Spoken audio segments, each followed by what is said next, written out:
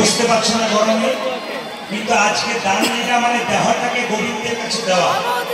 আজকে ভগবান দেখবে যে তোমাদের দেহটাকে যে আমি দিলাম, তুমি কত বড় ভক্ত যে ভগবানের কাছে জমা দিয়ে দিতে পারবে। এইদিকে এইদিকে দান মানে কি? দয়াকার দন্তন দান মানে দেওয়া, আর দয়াকার মধ্যন্ন দান মানে পুণ্য। তাকাবেন মায়েরা, দয়াকার দন্তন দান মানে দেওয়া, আর দয়াকার মধ্যন্ন দান মানে পুণ্য। যে দেয় তার হাত ওপরে থাকে, আর যে নেয় তার হাত নিচে থাকে। আপনি দান করবেন, আপনি সর্বদা ওপরে থাকবেন। মায়েরা এইদিকে তাকাবেন, দান করেছিল কে?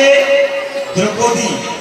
একদিন গঙ্গাতে স্নান করতে গিয়েছিল এক মুনি, গঙ্গা জলে কাপড়টা নিয়ে স্নান করছিল, গঙ্গা জলের স্রোতে কাপড়টা ভেসে চলে গেছে। সঙ্গে সঙ্গে দ্রৌপদী পাড়ে উঠে বলল, মুনিবর তুমি অতক্ষণ জলে দাঁড়িয়ে আছো, আরে উঠে এসো, আমি স্নান করবো।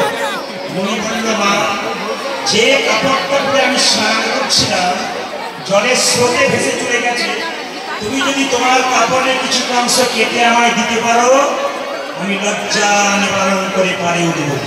টাকার মায়েরা, দ্রৌপদী তার নিজের কাপড়টা টুকরো করে কেটে মুনিকে দিয়েছিল।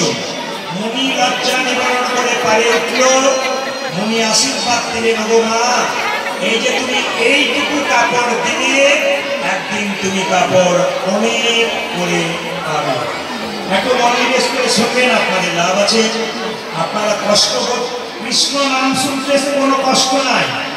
যদি বৈষ্ণব হন, যদি ভক্ত হন, আপনাদের কাছ থেকে কিন্তু না শিখবেন। আসলে মাস্টার মশাই কাছে যদি চঞ্চল হয়, ছাত্রগুলো তো আপনাদের দেখে শিখবে।